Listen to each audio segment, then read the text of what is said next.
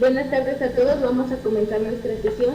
Solicito por favor a nuestros asistentes que tienen su micrófono abierto que se sirvan a cerrarlos. Vamos a dar inicio a nuestra sesión.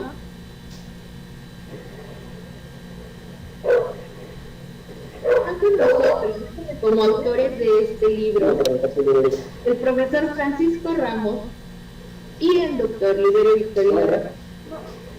La doctora Concepción Guerrero, supervisora educativa del nivel medio superior en la región de los valles centrales de Oaxaca, que además tiene participado en las investigaciones de la UACH, la nueva Escuela Agropecuaria Mexicana, incidencias e implicaciones en la región del centro-sur de México. Está con nosotros también la doctora Carmen Benítez Hernández y el doctor Ezequiel Arbizu Barrón para poder establecer la dinámica del comentario de los libros. Entonces, vamos a ceder la palabra a los autores, Francisco Ramos y Liberio Victorino Ramírez. Adelante, por favor.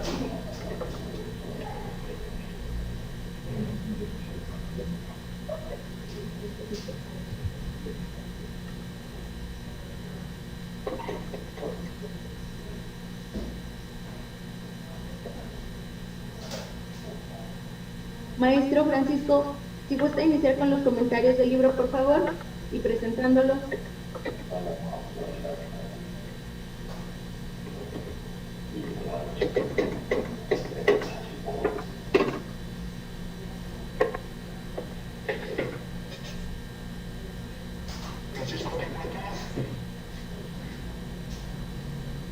Adelante, Francisco.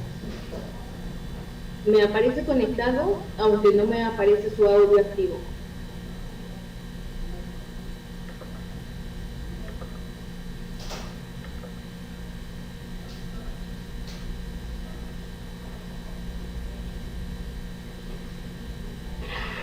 Maestro Francisco, si quiere aperturar su micrófono, por favor. Francisco, ¿nos escuchas?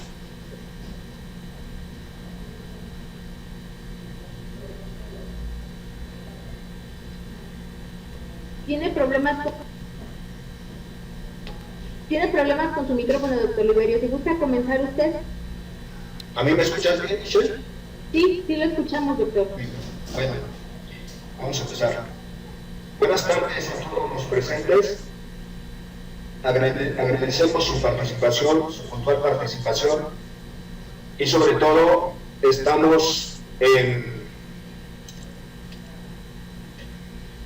ahora sí que estamos haciendo la quinta y última presentación correspondiente al mes de octubre por parte del ICENER y por parte de la Universidad Autónoma Chapingo. El libro que hoy comentamos es un libro que tiene una larga historia. A fin de cuentas, es un trabajo producto de los proyectos de investigación que con Francisco, con su servidor, hemos trabajado en casi una década.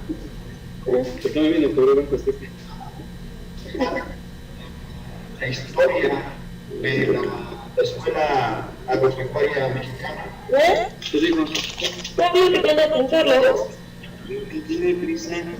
Finalmente, es un trabajo como resultado de esa investigación.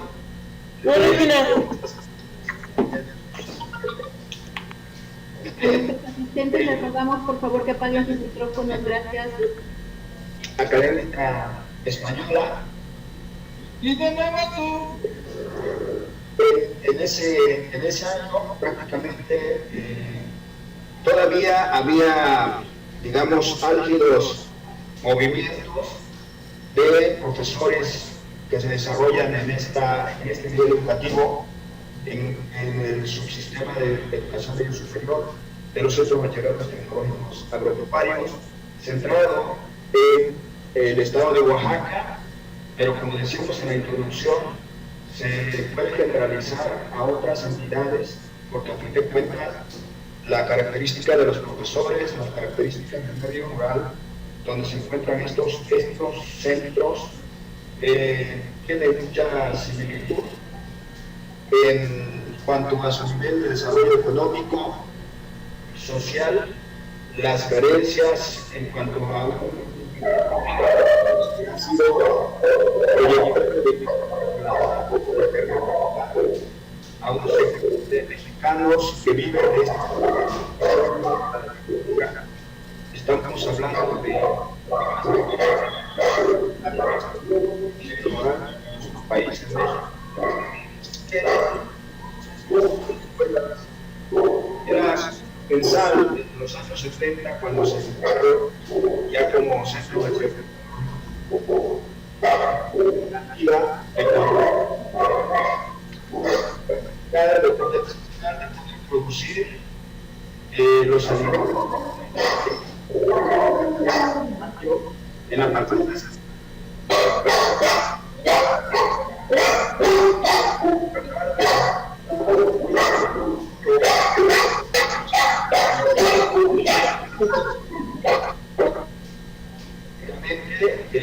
El libro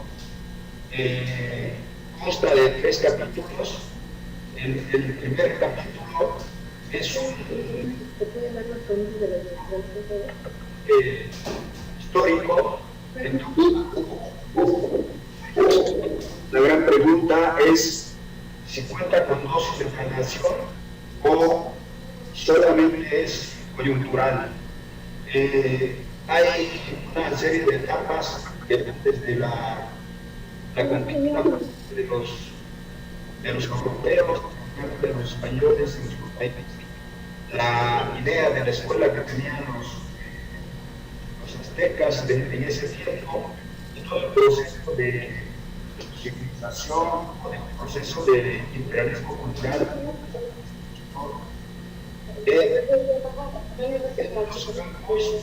Las sociedades de ese tiempo que fundamentalmente estaban vinculados con la naturaleza, con la agricultura. Ese capítulo hace un recorrido de toda la trayectoria que se conoce en las escuelas, entonces desde la conquista a la independencia, de la independencia a la revolución, y de la revolución estamos hablando ya de 1910-17 al proceso revolucionario, que sería de 1920 a los años 40, todo el proyecto de la post-revolución mexicana, y desde los años 50 hasta los años 80 y de los 80, 90 hasta el sexenio que en ese tiempo estaba en boga, decir, cuando se termina el libro, el sexenio 2012-2018, el sexenio del presidente Peña Nieto. Hay una serie de rasgos, de momentos históricos muy importantes en la educación agropecuaria, que tiene su centro promotor e impulsor con un proyecto de país como es el Estado Nacional, que se consolida, digamos, en los años 34, 1940, con el general Lázaro Cárdenas.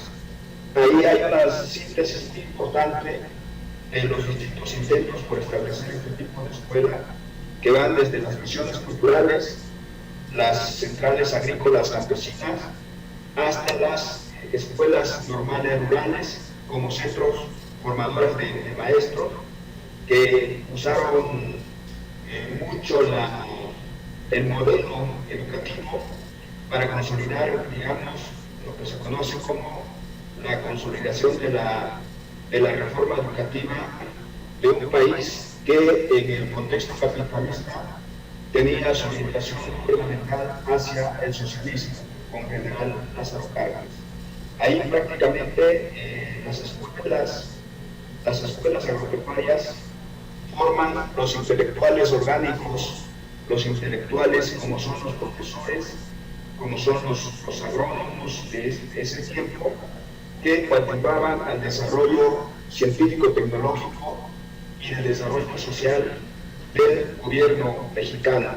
Es decir, es un país con una orientación hacia la mayor preocupación y la mayor ocupación en el sector rural, hacia la consolidación de un mercado interno, de un proceso de nacionalización de bienes del país, como es la tenencia de la tierra y los procesos de petróleos, ahora sí que petróleos mexicanos, y sobre todo una ideología nacionalista que busca la identidad de los mexicanos y que se deben sentir orgullosos de tener un proyecto de país como el llamado México Rural, que buscaba el bienestar de todos los mexicanos. Conviene decir que en ese tiempo la mayoría de la población vivía en el medio rural y solamente algunas ciudades estaban en proceso de industrialización de manera centralizada, de manera intensificada, que después vinieron a revertir este fenómeno ya en los años 70, 80 y bueno, no se diga en la actualidad. Hoy la población del medio rural apenas representa un 24% de toda la población total, cuando en los años 40 estaba invertido el porcentaje. Más del 60% vivía en el medio rural y ahora ya en estas temporadas solamente el 24% vive en el medio rural. Este capítulo plantea una evolución de los modelos educativos también, de una enseñanza precisamente centrada en la formación de profesores para el medio rural, en donde las escuelas agropecuarias en distintos niveles, tanto de manera en el nivel medio superior, desde la secundaria, incluso los centros tecnológicos agropecuarios y la educación superior, las universidades de orientación agrícola o agropecuarias, las facultades de las universidades que tenían esta característica de centrar sus trabajos de docencia, investigación y servicio en el medio rural y en el medio agropecuario fundamentalmente. Esta tradición es muy importante, que vivió sus momentos de gloria y que poco a poco ya en los tiempos actuales ha sido rezagada a un sector muy reducido como es el sector del medio rural, amén de una serie de cuestiones presupuestales, de apoyo al profesor, de apoyo a la estructura, que ha aparecido todo el sistema educativo, pero bueno, en este libro se pone mucho énfasis en este sector. Y con ello, obviamente, se conocen los diferentes proyectos de reforma educativa desde los años 70, con una reforma precisamente que cambiaba la organización del plan de estudio, que centraba sus aspectos fundamentales en las asignaturas, y luego vino a centrarnos en el conocimiento. ¿Estás durmiendo? Estamos hablando Te creo. ya de los años 80 y de los años 90. Ya ha entrado el siglo prácticamente las reformas de las que se hablan son fundamentalmente la reforma a ciertos niveles o ciertas partes de su sistema educativo nacional, como es en el 2004 el nivel preescolar, en el 2006 el nivel secundaria, de las escuelas secundarias, y en el medio superior en el 2008, hasta, digamos, lo que viene a ser, a sanitizar un poco esa reforma educativa del 2013, que hoy se conoce como la mal llamada reforma educativa. En realidad era una reforma administrativa que ponía más centralidad en la organización de los profesores, sobre todo en la necesidad de quitar sus derechos laborales, sus prestaciones sociales y someterlos a un proceso de evaluación de carácter punitiva, se habla, porque ese era el proyecto del país, el proyecto del modelo económico de rasgos neoliberales, buscaba en toda la clase trabajadora despojarlas de sus prestaciones sociales y llevarlas a lo que se conoce como los outsourcing, que prácticamente hay contrataciones sin derecho a servicios y prestaciones sociales. Como respuesta, los profesores no se quejaron y digamos que el dilema de la reforma educativa estuvo precisamente en ser sometido todos los elementos fundamentales del sistema educativo, en este caso centrados en el libro, se centra fundamentalmente en el nivel medio superior, en los centros de bachilleratos tecnológicos agropecuarios, en el estado de Oaxaca, donde los que están enterados del movimiento magisterial, pues ahí es la sede de la sección, una de las secciones más disidentes del Sindicato Nacional de Trabajadores de la Educación, y una de las secciones donde la Coordinadora Nacional de Trabajadores de la Educación ha hecho un movimiento bastante activo y logró en un momento dado controlar el presupuesto y todas las políticas educativas del Estado de Oaxaca a través del Instituto Público de Educación de Oaxaca. Sin duda, los profesores oaxaqueños y sobre todo los que trabajaban en la educación media superior, en los centros agropecuarios, tenían sus propuestas, tienen sus propuestas de reforma educativa, que me parece que muchas de ellas han sido incorporadas a la reforma educativa aprobada en agosto de 2019, la llamada Nueva Escuela Mexicana, que tienen muchas características que les negaba la reforma anterior, en 2013, la mal llamada reforma educativa, y que ellos en este proceso de reforma del 2019 jugaron un papel muy importante. Me parece que eso es como una conquista de los profesores, entre otras secciones del Sindicato Nacional de los Trabajadores de la Educación, organizados en la Coordinadora Nacional de Educación, como secciones disidentes, lograron en esta reforma educativa de 2019 un triunfo parcial, digamos, pero muy importante, porque fueron tomadas en cuenta sus propuestas, tanto salariales, sociales, como pedagógicas, que es un factor muy importante. Hay un capítulo importante en el texto que tiene que ver precisamente con el capítulo 3, que es el papel del trabajador y su relación con el sindicalismo magisterial. Y centrado en ese capítulo, pues explica con mucho cómo los líderes sindicales, los delegados de esas escuelas, sí tenían una propuesta educativa, le llaman propuesta política educativa, sí se afianzaban, sí eran los depositarios de las propuestas freireanas de la educación como práctica de la libertad, la educación como una pedagogía de la esperanza, la educación como un proceso de conciencia social, además de aspectos cognitivos, la educación como el motor de la democracia en un estado bastante autoritario como es el estado de Oaxaca.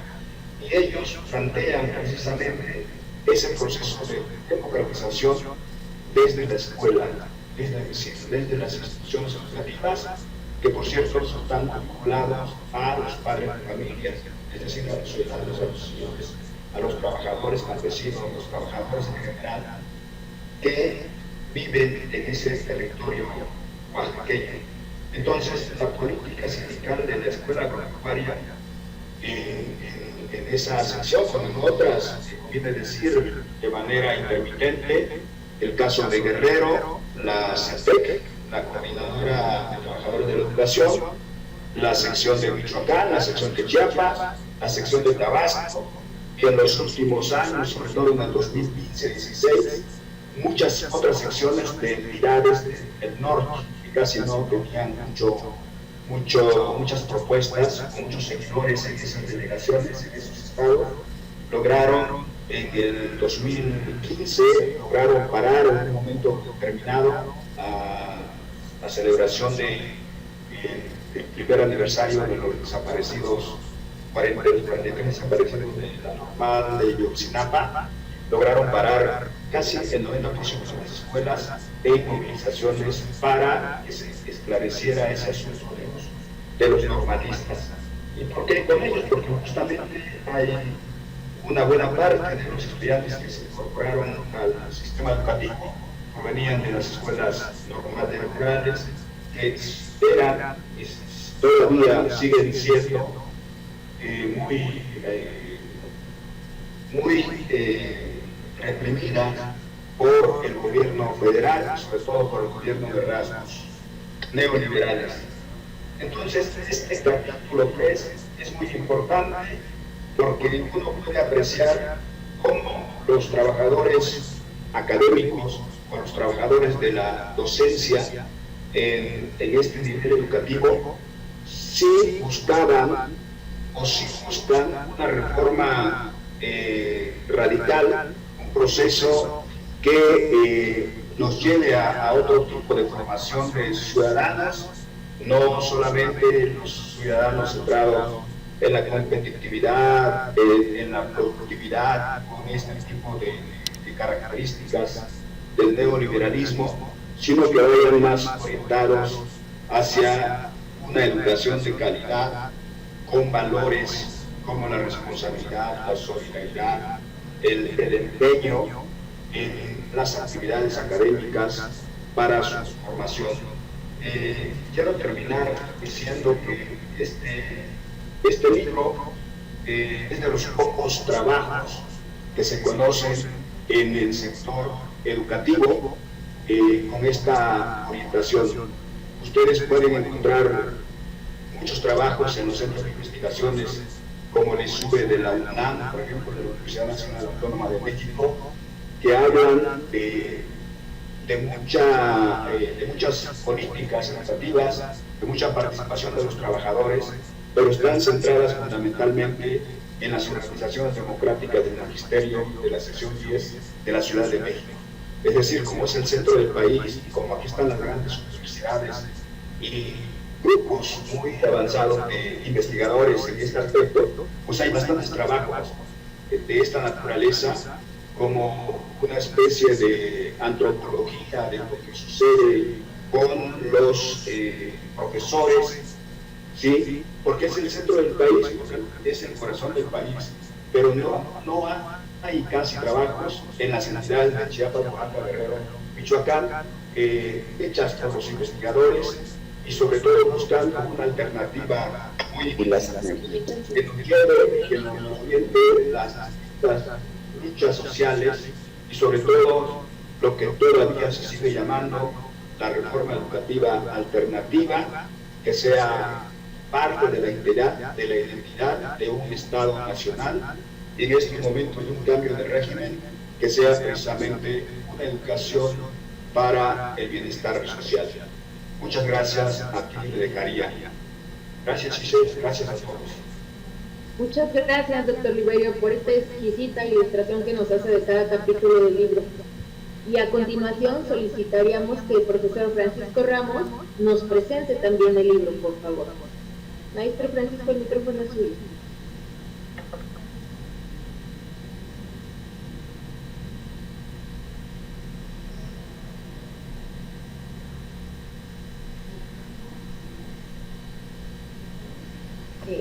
El maestro Francisco sigue teniendo un detalle técnico. Sabemos que la tecnología a veces puede ser un poco traicionera. Entonces, sigamos con el programa, dando oportunidad a que el maestro pueda atender esta parte. Vamos con los comentarios y regresamos a cerrar con él. Entonces, es momento de que la doctora Concepción Guerrero, supervisora educativa del nivel medio superior en la región de los Valles Centrales de Oaxaca, nos comparta su comentario.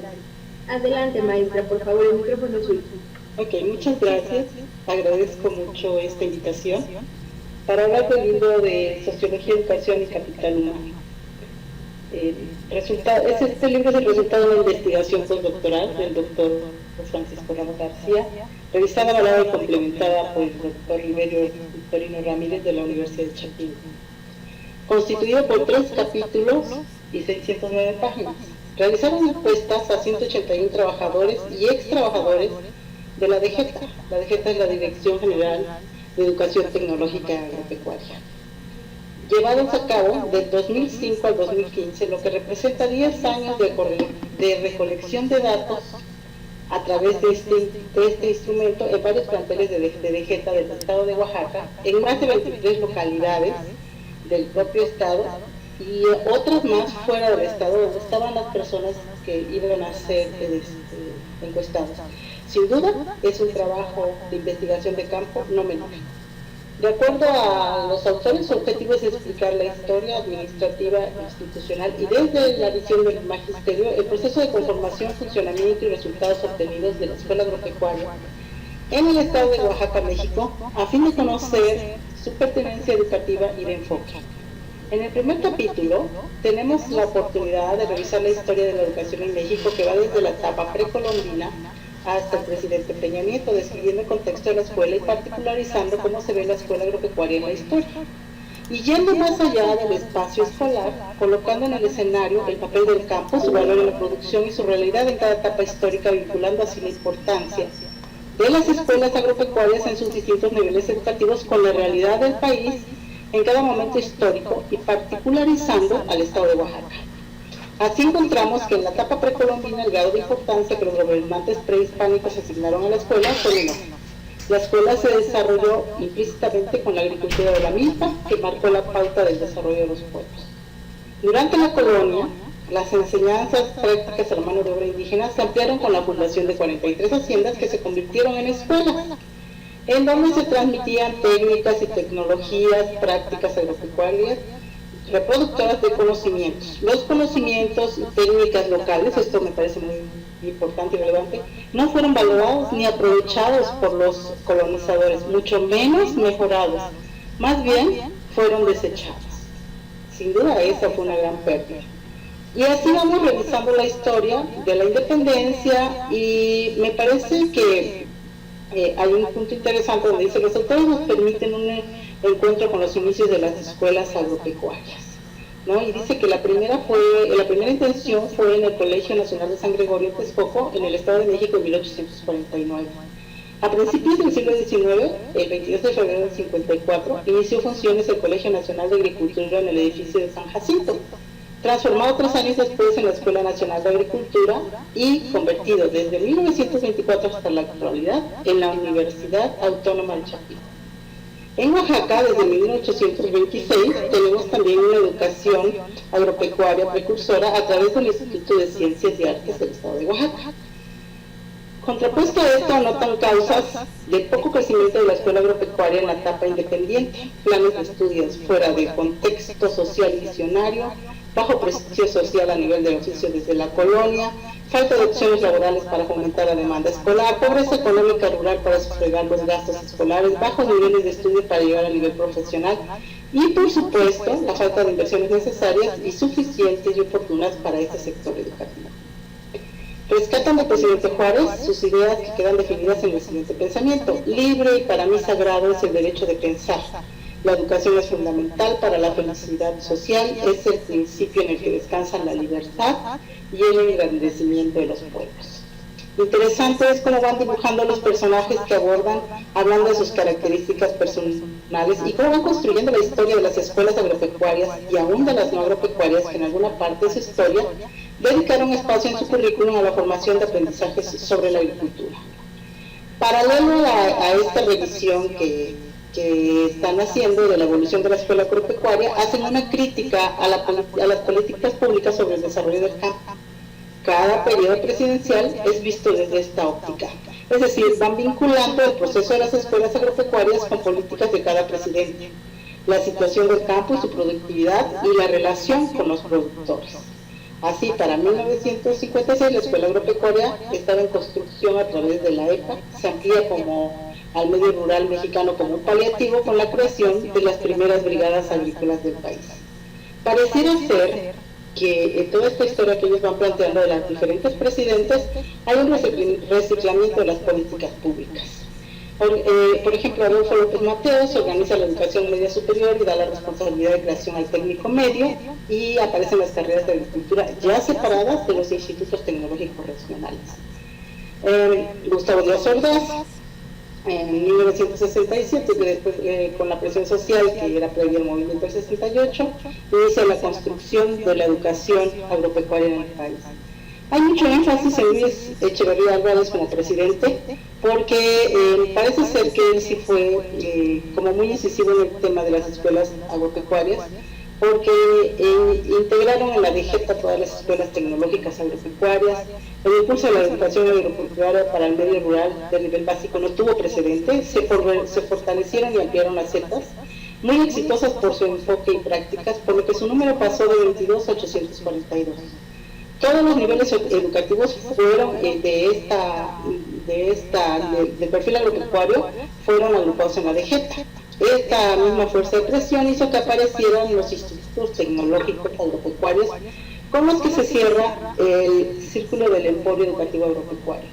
José López Portillo dice que en esta etapa los resultados de la escuela agropecuaria fueron ínfimos, casi nulos, y dejan ver una nula vinculación de la escuela agropecuaria con los resultados del sector agropecuario y forestal del país. En 1982, la CEI, que es la Subsecretaría de Educación e Investigación Tecnológica, toma la decisión que los centros de estudios tecnológicos agropecuarios pasaran a ser centros de bachilleratos tecnológicos agropecuarios, y así los forestales, también los CEPIs, con lo cual se da inicio a la educación bivalente en la educación media superior, es decir, continuarían impartiendo carreras técnicas, pero ahora el certificado también avalaría el bachillerato para estudios superiores, proceso de cambio que finalizó hasta 1985.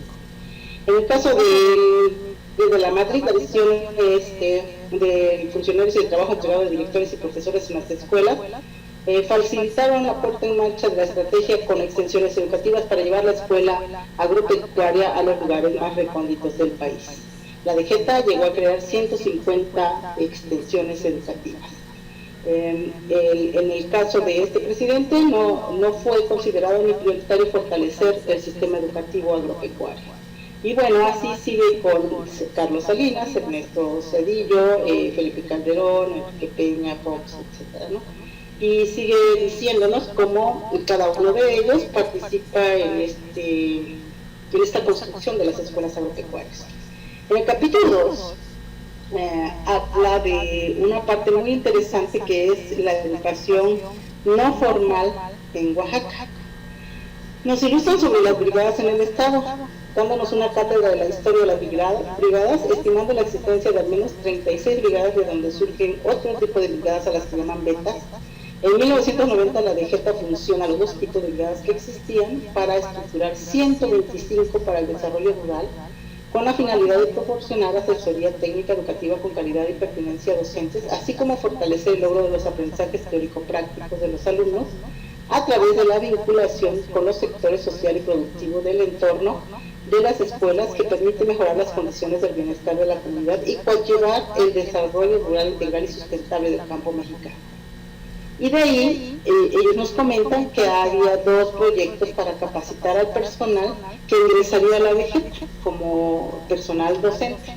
Y entonces dice que había dos instituciones, que eran la SECADA y la CISADA, que después se convierten en INDACER, pero hacen un comparativo que es muy interesante con lo que actualmente sucede en DGETA. Ahora el personal de nuevo ingreso en ningún momento se les capacita y solo continúan inercias de atención a campesinos, productores y sus organizaciones. Los jefes de brigada poco han podido hacer para reducir las inercias y tendencias laborales. Y esto se refiere a las personas que trabajan en las brigadas. En el capítulo 3, a mí me parece muy interesante, y yo lo dividí en dos partes. Una primera parte donde ellos tienen una consulta con muchos autores y buscan definir el carácter del mexicano. Esto es muy interesante porque hacen una revisión de varios autores y hablan del mexicano como producto de su historia. Esto me parece que es una parte que se vincula con la segunda parte, donde se habla del CENTE y la CENTE. Y son tres premisas básicas que definen el carácter del mexicano: el ser indígena, la colonización y lo occidental moderno, desde lo que estos autores nos ponen en su libro. Describen a la familia mexicana en esa dualidad del rol de ser padre y del rol de ser madre, ven las características del mexicano como la de enfrentar el estrés con pasividad, de haberse apropiado del individualismo desde la colonia, nos comentan sobre la dualidad, protección y poder de supervivencia para pasar del sometimiento a la abnegación y obediencia, y sobre todo estas características en la población indígena. Y caracterizan al nativo oaxaqueño a través de la mirada de un fraile dominico como mansedumbre, apacibilidad y de carácter hospitalario y dulce. Pero a través de la historia, este carácter, después de los autores que revisaron, citando otro autor, dicen: después de la conquista el oaxaqueño se volvió mañoso, desconfiado, extrovertido, ladino, rencoroso. En la independencia se hizo vengativo, altanero, rebelde. En la reforma, altivo, orgulloso, patriota, autoritario. Y la revolución, según este autor, lo vuelve rebelde, agresivo, soberbio y valiente. Una vez que van describiendo toda esta historia del carácter del mexicano, llegan al docente, ¿no? al maestro, y hablan de él como el responsable. Además de ser un producto resultado de la sociedad, tiene muchas virtudes y muchos defectos, y son los responsables que se encargan de reproducir en los estudiantes y en la familia lo que representa y significa cada sociedad. En el caso de la escuela agropecuaria, una vez que hacen este panorama, proponen que debe organizarse en base a esa complejidad psicosociocultural y mega biodiversidad existentes, porque sabemos que la escuela tiene un programa nacional para todos los vegetales, y ellos hacen la aportación de que sería importante que se consideraran estas particularidades, ¿no? Y entran en la segunda parte, que es el tema del sindicalismo, que ya el doctor Liberio nos estaba dando un poco de introducción en este tema, y dice, yo lo que escribo respecto, digo, es necesario leer cuidadosamente este capítulo para conocer el trabajo de investigación de campo realizado por los autores, en que los propios actores de la sección 22 de la gente hacen la historia, con puntos de vista diversos de los actores que fueron recogidos por los autores y que en ocasiones aparecen como contradictorias y en otras ocasiones confluyen, pero que sin duda retratan una realidad concreta de cómo es vista la sección 22 de Oaxaca por sus miembros. Bajo la máscara de democráticos existen luchas de poder, corrupción, abusos, canonjías y actos que se alejan de la esencia del deber ser del sindicato. Describen cómo se han reflejado en la sección 22 las mismas prácticas que tiene el CENTE y que dieron origen al CENTE. Pareciera ser que la historia se repite. Un asunto muy importante que anotan en estos resultados encontrados en la investigación de campo realizada es la ausencia de una atención para los estudiantes oaxaqueños como debiera ser. Manifiestan los autores textualmente: de la educación de los jóvenes nadie se ocupó. En 1980 inicia el movimiento autollamado por la sección 22 del CENTE Movimiento Democrático, para repeler un sindicalismo de vanguardia revolucionaria, autoritario y corrupto. Este movimiento inicia por exigir demandas administrativas, económicas y después sociales, y exigir el reconocimiento de sus dirigentes estatales. Provocó un cambio en la manera de hacer el sindicalismo en Oaxaca, con el nombramiento de sus representantes de manera directa contra la democracia representativa que provocaba muchos vicios, así como el trabajo independiente de partidos políticos, de líderes y de gobierno. En este proceso lento, hasta un sindicalismo ético, como le dijera un ex líder del mismo sindicato, y con visión, se refiere a que escribe la historia de miles de trabajadores cuyo único cobijo y respaldo lo tienen en su representación sindical, que sin desmerecer sus logros sindicales y laborales no han permitido el crecimiento como institución de desarrollo magisterial. Se ha nombrado paladín de la democracia de la sección 22. Ya no es solo sindical, sino social. Con sus deficiencias naturales del proceso y de sus sistemas, sus reivindicaciones las han convertido en ley. Los profesores de la escuela pública, quizá por su mismo origen rural en su mayoría, imaginación, por su formación ideológica en otros casos, por la cercanía a los pueblos recónditos de las sierras y de las miserias, porque no tienen quien más los represente y les dé presencia, han llevado al sindicalismo a un dogma, más que a una institución con derechos y obligaciones. Quizá es porque es su única posibilidad de participar y ser escuchados como seres humanos, como profesionales, como parte de un grupo como poder de gestión y decisión de una sociedad educativa, dicen los autores. Todo lo descrito hasta ahora no exime la sección 22 de actos de corrupción de sus líderes. Hay 4.000 plazas que en 2015 se detectan de aviadores o trabajadores fantasmas que cobraban los líderes del sindicato, locutores de radio, diputados, personas jubiladas, fallecidos, etc. Relevante fue que el ex secretario de la sección 22, recién fallecido, Rubén Núñez, cobraba 2 plazas con un sueldo mensual de 100,000 pesos. Y un senador del PRD de Ixtepec tenía 9 plazas a su disposición distribuidas entre familiares. El representante de la sección 22, que estuvo en el movimiento del que nos hablaba mucho el doctor Liberio, también fue observado porque estableció acuerdos con el gobierno estatal de Ulises Ruiz y con la dirigencia nacional del CENTE, cuando la CENTE es opuesta al CENTE, es decir, son disidentes. A 30 años del movimiento de democratización sindical en Oaxaca, la sección 22 se ha convertido en una institución radical, influenciada políticamente por partidos, corrompida en su interior por los intereses de los propios líderes y sus grupos de poder. Sus logros sindicales, administrativos, sociales, económicos y políticos se han visto desconfigurados por los abusos a la población pobre que se queda sin escuela para sus hijos y de la población citadina que tiene influencia política en las ciudades. El sindicalismo de la 22 ha rebasado las demandas laborales y ha impulsado en lo social y lo político, no solo por las cuestiones de sus dirigentes, sino por las necesidades de las escuelas, comunidades y la sociedad en general. Sin embargo, con sus padres necesitan lo más sagrado que tienen para dar a los pueblos, el derecho a la educación y sobre todo el derecho al conocimiento universal. Quizá antaño se tuvo un mayor grado de compromiso social, ético y sensibilidad de trabajadores por la escuela agropecuaria, la relación y vinculación comunitaria se ha venido transformando, con las jubilaciones masivas de los trabajadores y la entrada de sus hijos con enfoques y cosmovisiones diferentes a las anteriores, los perfiles están cambiando y la escuela ha incluido una falta de organización. Un trabajador de la escuela menciona, desafortunadamente las escuelas es muy posible que el liderazgo ético y comisión se conviertan en una capacidad apremiante de la globalización y la competencia profesional, así que cada vez será mayor la existencia de la líderes profesionales en condición de largo plazo fuera de toda la Voy a terminar mi intervención. Que toda esta información hace reflexionar en la diversidad de puntos de vista y tendencias escondidas o transparentes de intereses o poder, desorden y debilitamiento del sentido democrático, justicia y servicio de la sección 22.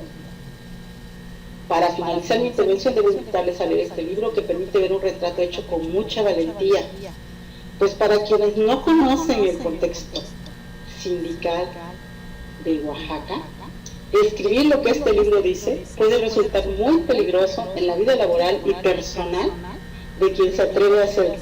Felicito ampliamente a Francisco Ramos y a Liberio Victorino por haber escrito este libro y trascender a través de él, y a ustedes los invito a que de verdad lo lean y lean este capítulo 3 para ver lo que hay detrás de la sección 22, de la visión de sus propios trabajadores de la escuela agropecuaria, de trabajadores y extrabajadores y de líderes y exlíderes de la propia sección. Muchas gracias. Gracias, doctora Concepción Guerrero, por esta rica caracterización, justamente como usted lo plantea, por la valentía que salta de nuestros autores en este sentido de denuncia y de comentarios. Muchas gracias por acompañarnos. Y bueno, el maestro Francisco Ramos ya está con nosotros, entonces vamos a darle la palabra antes de continuar con los comentarios, para que él en su calidad de autor nos siga nutriendo de esta interesante temática. Maestro Francisco, el micrófono es suyo, por favor. Sí, gracias. ¿Sí me escuchan? Fuerte y claro, maestro. Muchas gracias. Bueno. Ok, pues buenas noches a todos. Disculpen por ya me pasé un celular y desde acá voy a empezar a platicar. Ya no voy a repetir mucho lo que los colegas ya comentaron y voy a tratar de hacer un resumen de 2 capítulos muy importantes que según yo creo son necesarios remarcar. y uno se refiere al primer capítulo que habla sobre el asunto del desarrollo histórico de la escuela agropecuaria, y no indicando así puntualmente hechos y cifras, sino de manera global como la visualizo, y que bien puedo decir que hasta 1970 no se ve una escuela agropecuaria de nivel medio superior fuerte o firme para poder desarrollar el campo mexicano como queremos. Desde la colonia, pasando por la reforma, el porfiriato, la posrevolución, ya un poquito menos con Lázaro Cárdenas, y en el México moderno,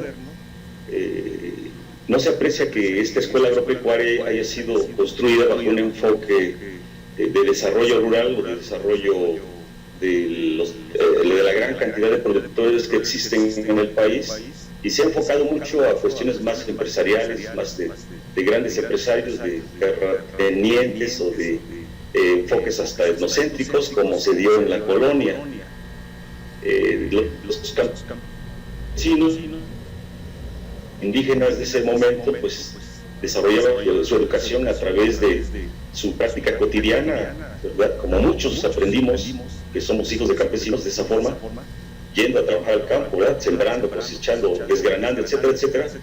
Y pues igual se ve, bueno, en el caso de la reforma, cuando se construye la Escuela Nacional de Agricultura, esta se forma igual bajo esa idea y con planes muy extensivos, ¿sí? En este momento sabemos que esa pedagogía que se le da en llamar enciclopédica, pues muy pocos podían salir de esa escuela.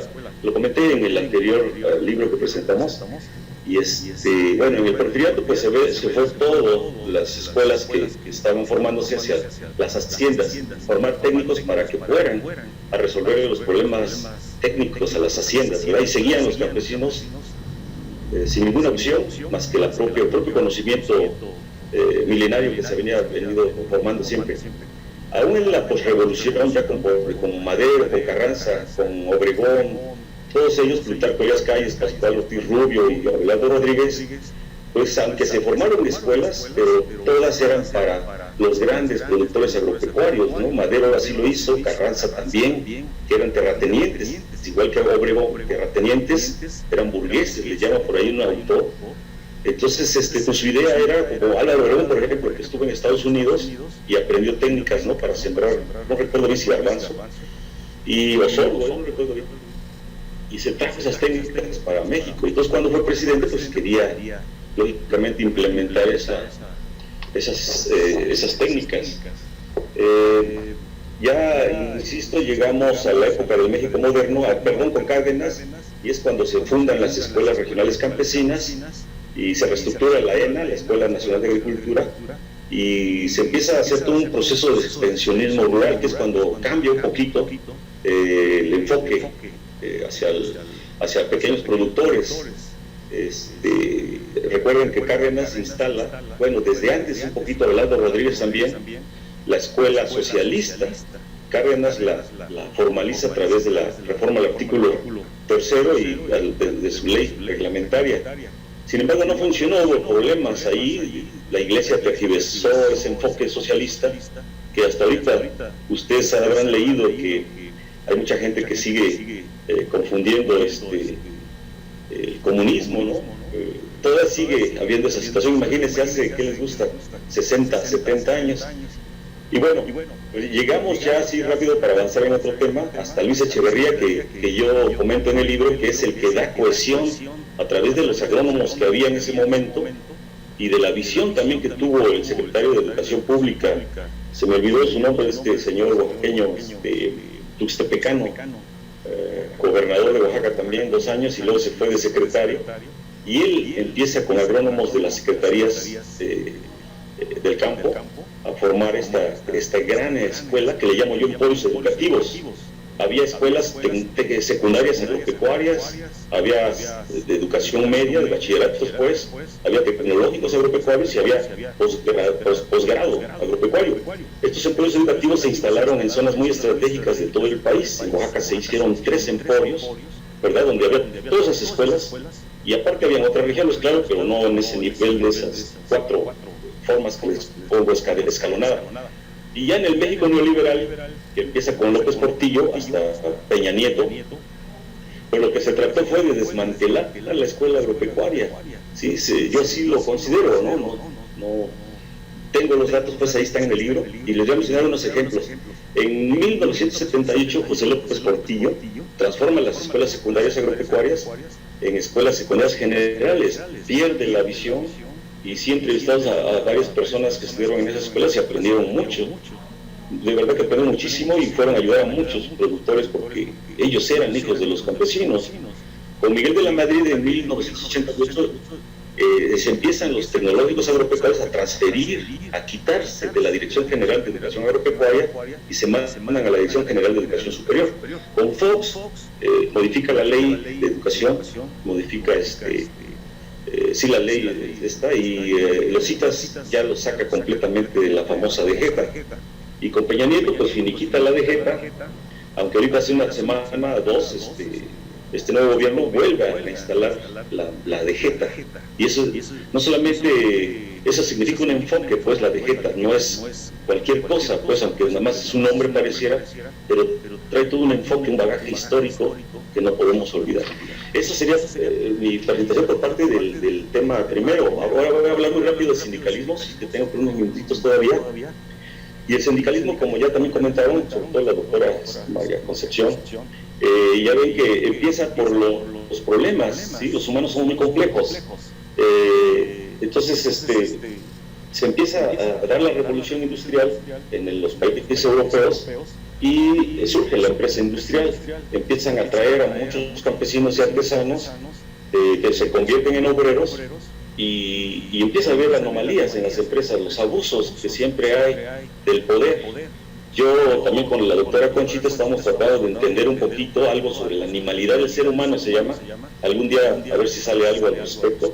Y pensamos que el humano no deja de ser animal, no en el sentido grotesco, no me vayan a malentender. Y entonces los machos alfa o las hembras omega siguen prevaleciendo en la sociedad, ¿no? Ya de manera más sofisticada hemos dicho, pero seguimos tratando de conseguir el poder a través de muchas cosas, de títulos, de dinero, de joyas, de carros, de casas, de todo. Y entonces estas empresas industriales empiezan a abusar y empiezan a formarse clandestinamente los grupos para poder evitar de alguna manera convencer a otros obreros que se unieran en Inglaterra y en Francia, ahí por 1799, a finales de este siglo XVIII. ¿Por qué? Porque había leyes contra huelgas y contra las coaliciones. Entonces, imagínense, las empresas siguen ahorita mismo haciendo lo mismo, las abusivas, pues, porque lógica hay empresas también que no son así. Y quieren todos los mecanismos para favorecer sus inversiones, ¿verdad? En México no es muy diferente. Con Porfirio Díaz empieza a meter la industria a México y empieza a haber de nuevo problemas. Se empiezan a organizar la gente, los obreros en Puebla, en Veracruz, y empiezan a protestar contra las empresas de hilados y tejidos, y sabemos que hubo muchas muertes, ¿no? por los gobiernos de ese tiempo. Y ya.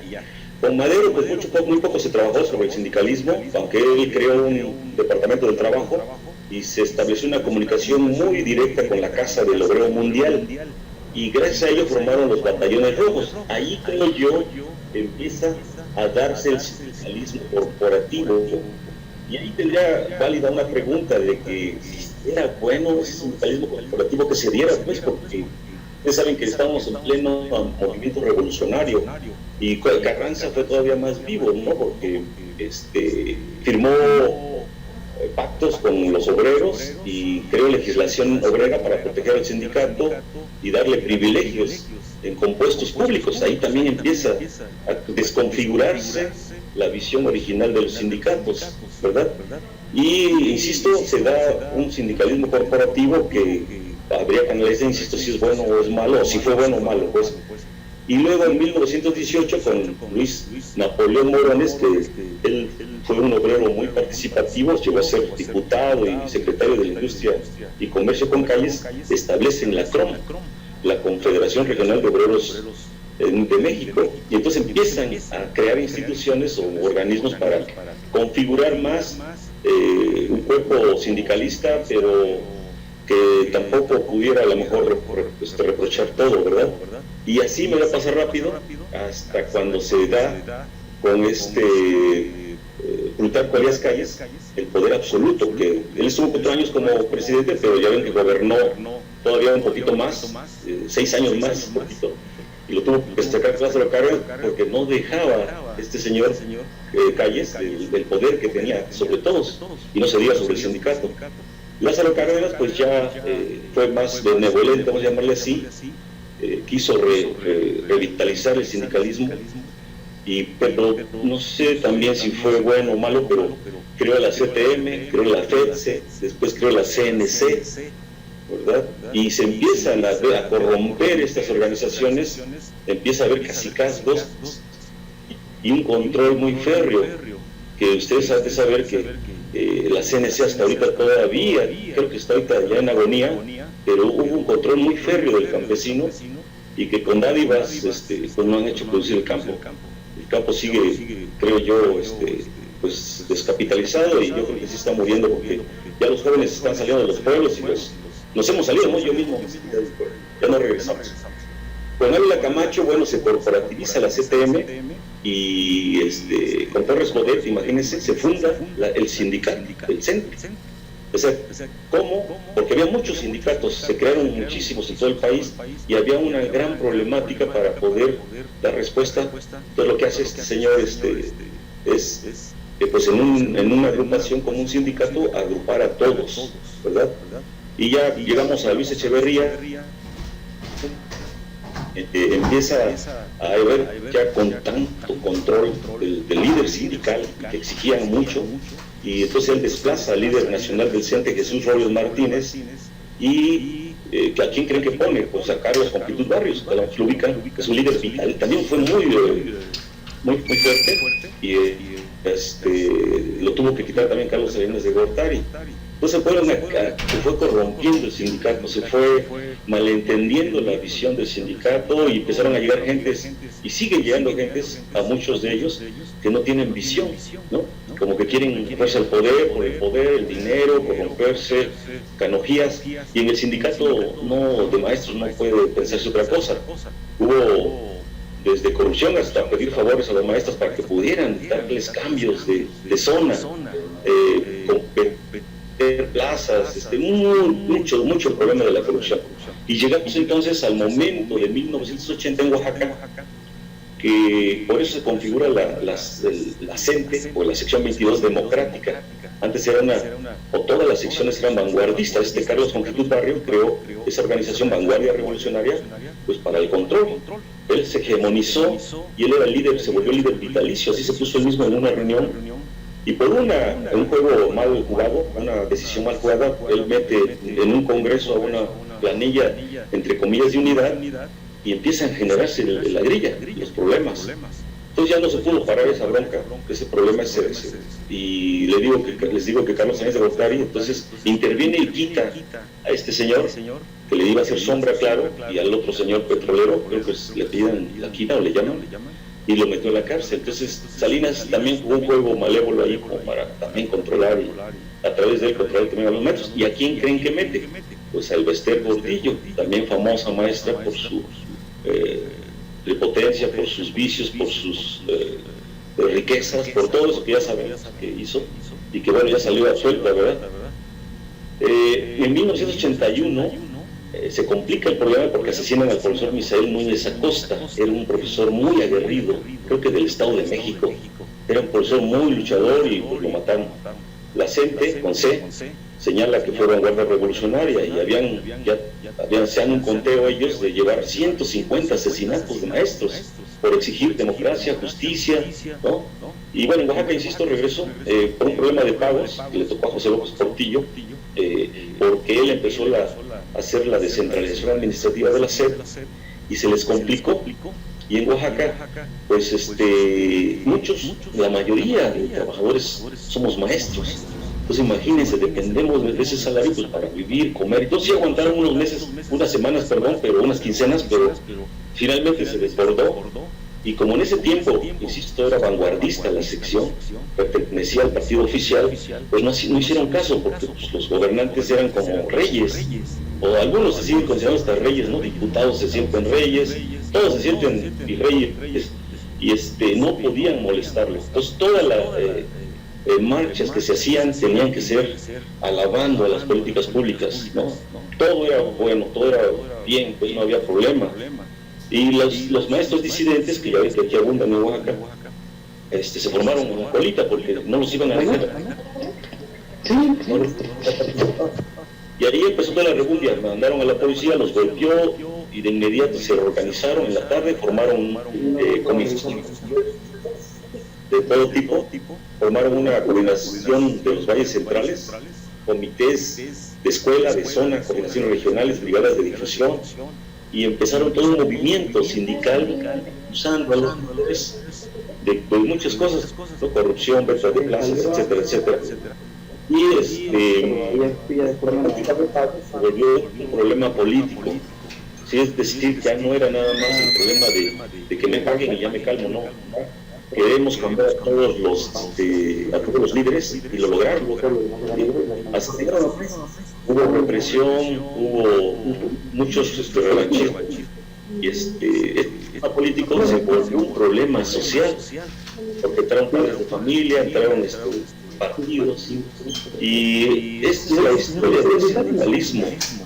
Un ratito, se repitió hasta ahorita, se viene repitiendo lo que se criticó, ¿no? De todos los problemas de desatención, no solo sindical, sino político y laboral, se repitió en esta sección. Y pues bueno, eso es un poco de la historia que contamos en ese libro, y me gustaría hacer gracias.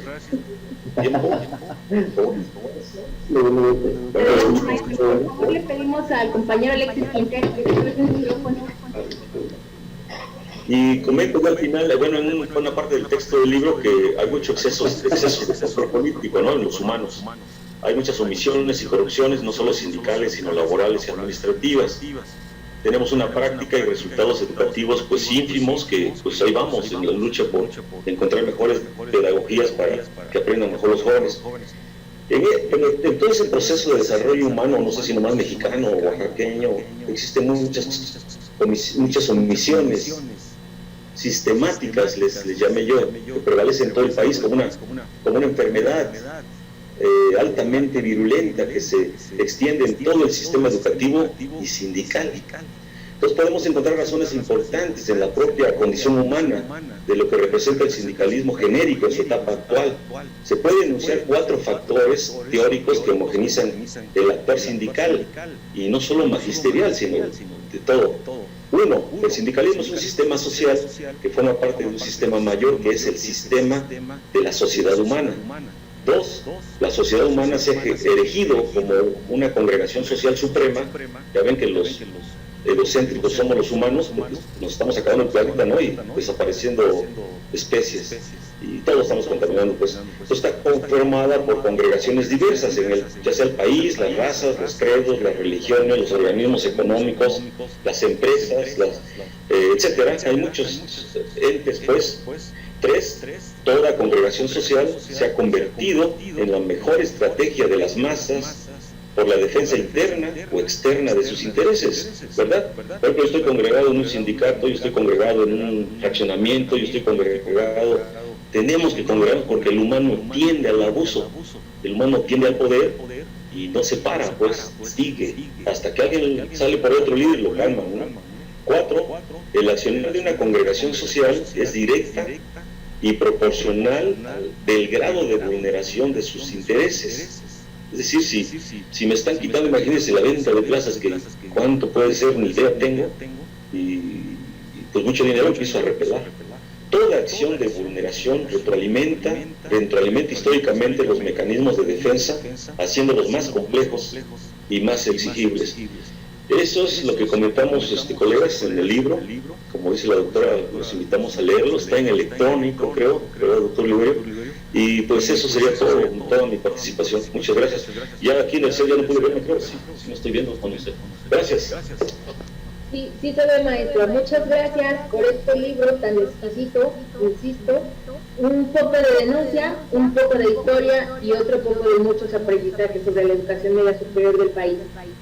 Es momento de dar paso entonces a los comentarios del doctor Ezequiel Arbizu. Maestro Ezequiel, adelante, el micrófono es suyo. Buenas tardes. Buenas noches. Muchas gracias por la oportunidad de comentar este libro que es muy importante y ya los autores precisamente nos hicieron toda la remembranza histórica, ¿sí? Los momentos históricos y enfocados al tema de educación.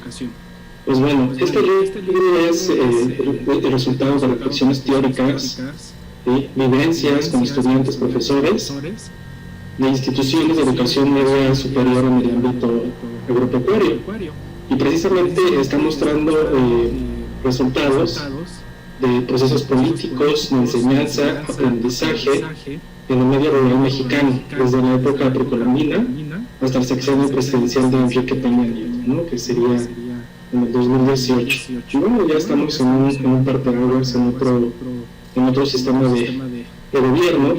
Habría que ver si estos mismos autores pueden hacer una reflexión de aquí a lo mejor a 10 años, precisamente para ver esa comparación, ese parteaguas político en educación.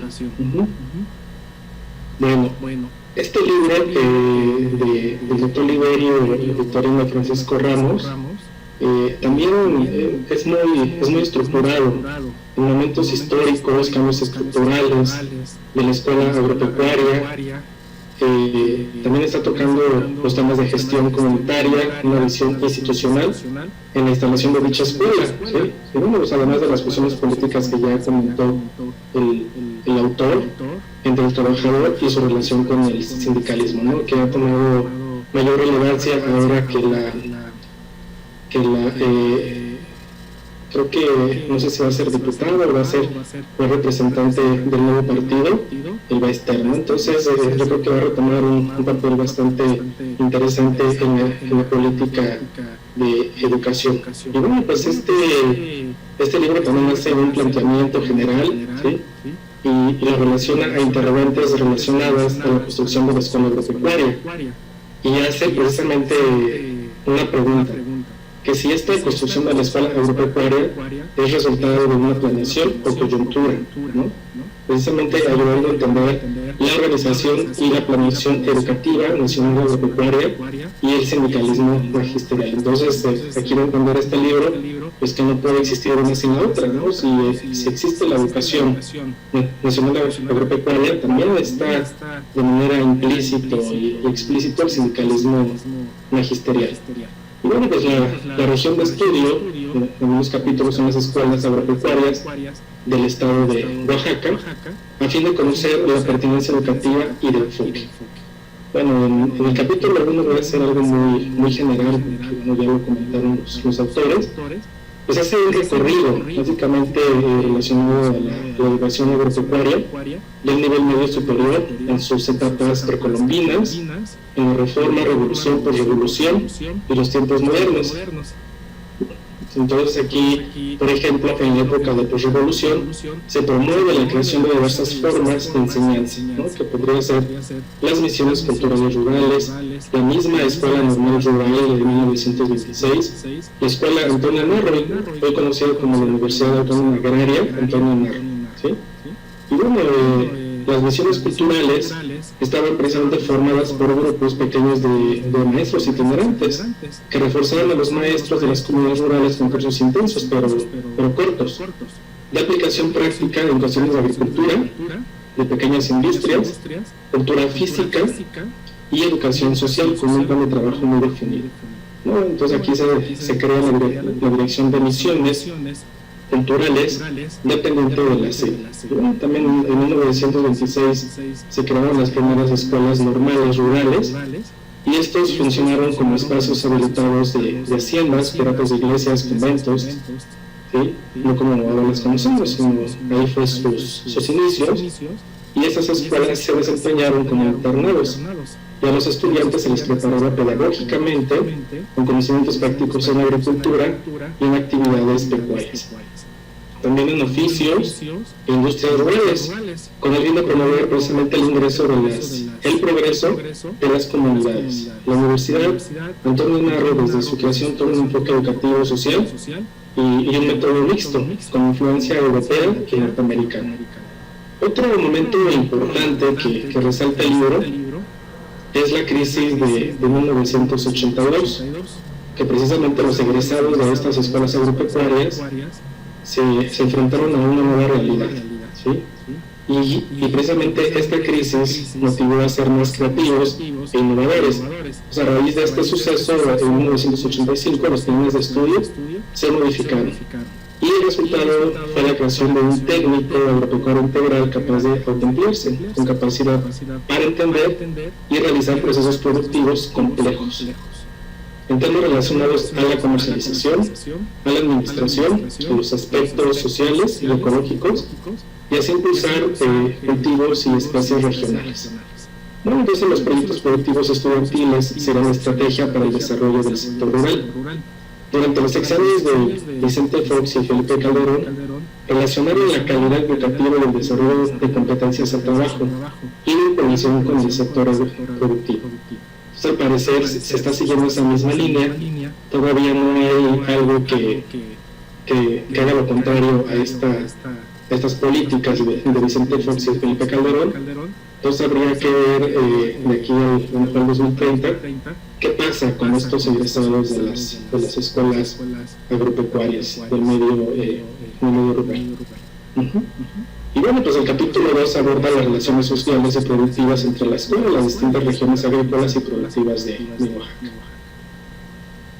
que ya lo mencionaron como los autores en la parte desde la política educativa oficial y las organizaciones locales de las comunidades agrícolas y rurales en Oaxaca.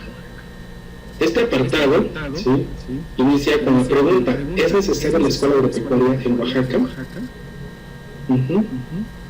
Y explica la forma en cómo cambió el enfoque de la escuela agropecuaria en Oaxaca de una atención a los campesinos y productores hacia una atención para clientes.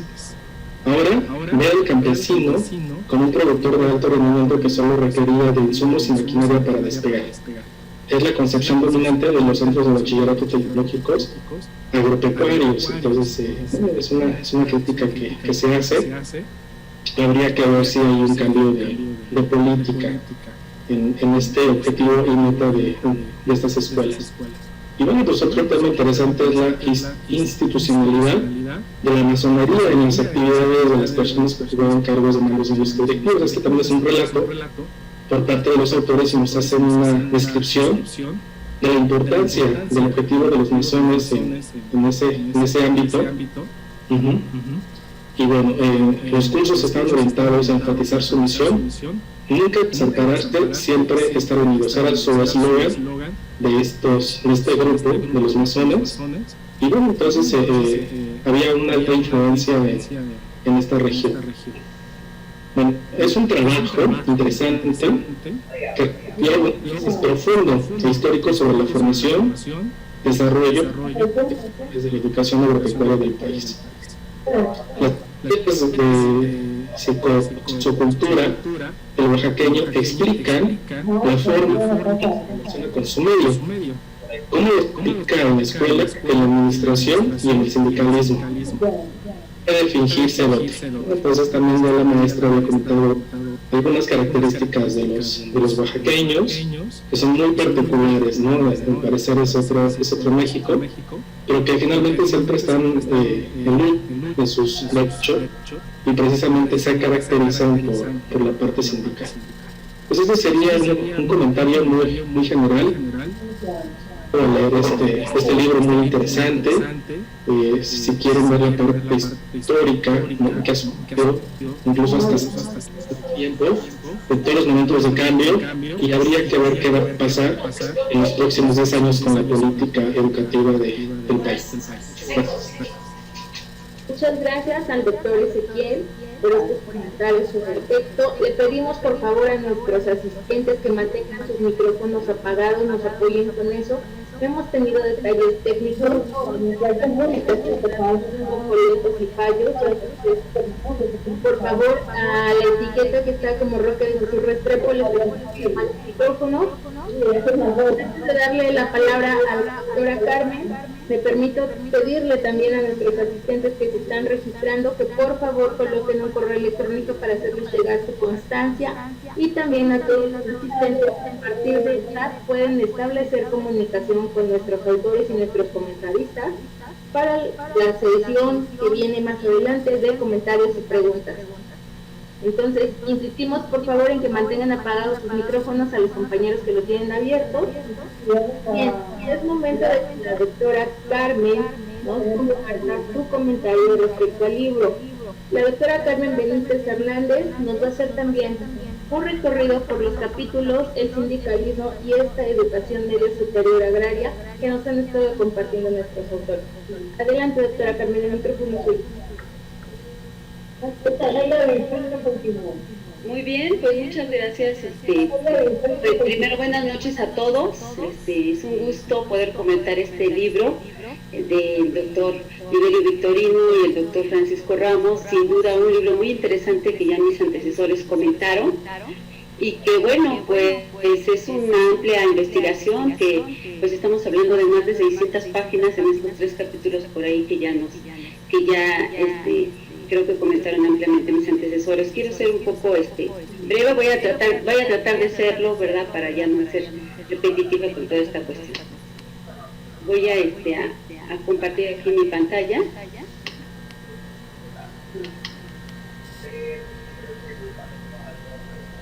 Bueno.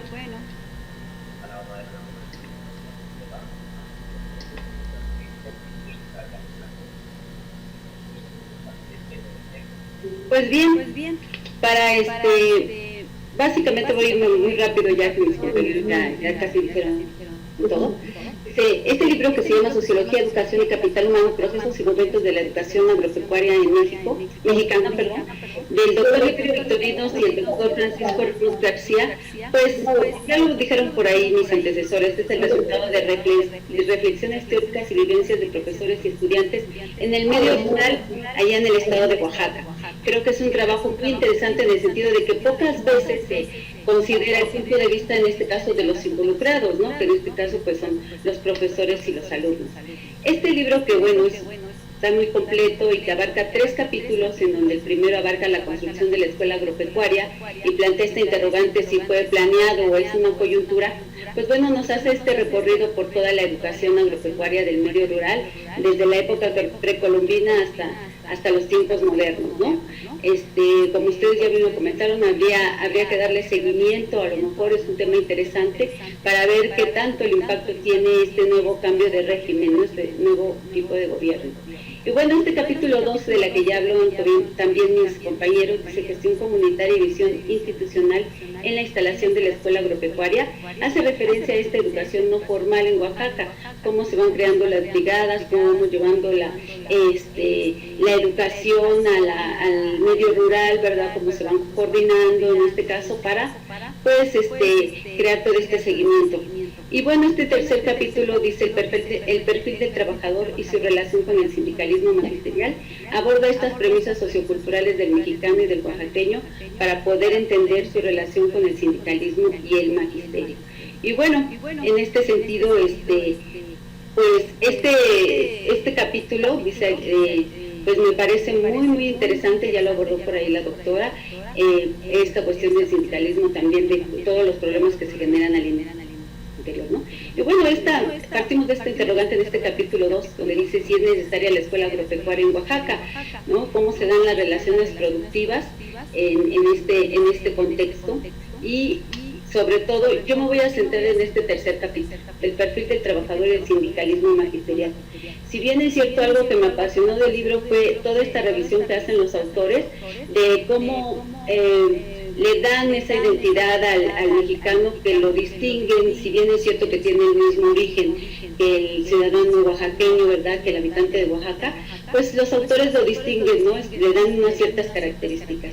Y bueno, esta personalidad que le dan, dice que en Oaxaca hay muchas personalidades, ¿no? Y eso creo que me llamó mucho la atención. El carácter de ser mexicano, dice que está determinada por estas tres premisas, que es ser indígena, la colonización y lo occidental al moderno, ¿no?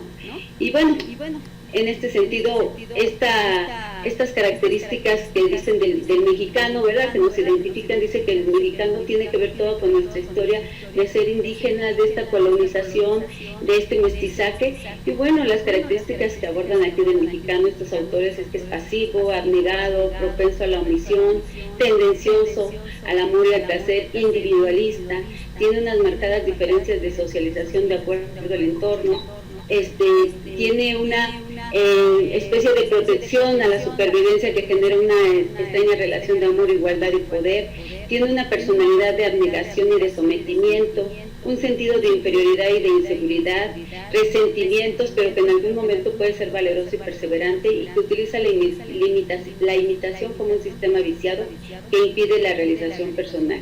Y en ese sentido, bueno, pues lo enfocan a cómo no hemos sido capaces los mexicanos de poder emprender modelos a lo mejor educativos propios, de siempre estar copiando o insertando reformas educativas del exterior, de otros contextos, ¿verdad?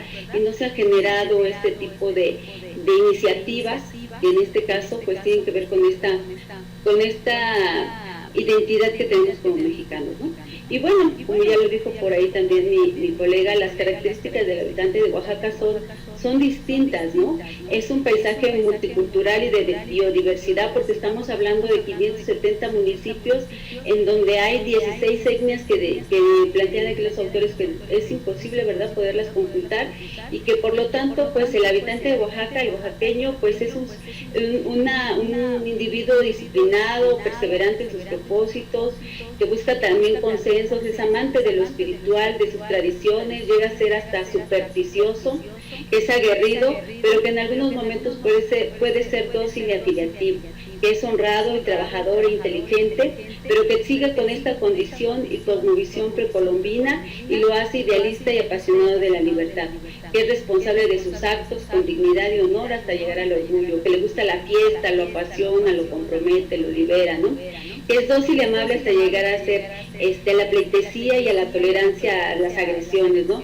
Que se colectiviza en los problemas y lucha por sus ideales, pero que también es un ser hospitalario y observador, que aprecia lo natural, que tiene un gran respeto por todo lo natural, por el medio ambiente, pero que a su vez es complejo, enigmático y sensible y benévolo.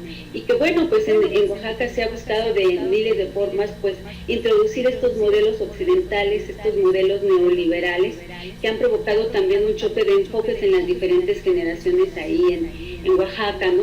El hecho de que estos modelos de desarrollo que se estén implementando no se ajusten a lo local, a lo biológico, a lo cultural, pues ha hecho que se dé este choque entre los padres y los hijos, entre los jóvenes, entre la manera en cómo se ve la educación también en Oaxaca, y que bueno, pues ha sido difícil con estos luchar contra estos modelos neoliberales, ¿no?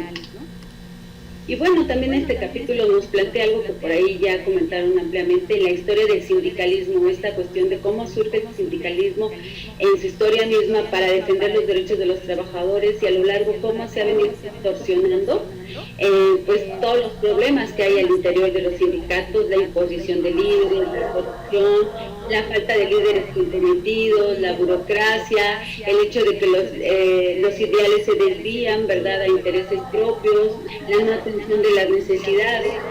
Y bueno, esto ha conducido a una política sindical en la escuela agropecuaria pues muy complicada, ¿no?, muy compleja, pero dice que el magisterio del sindicato es un empirico.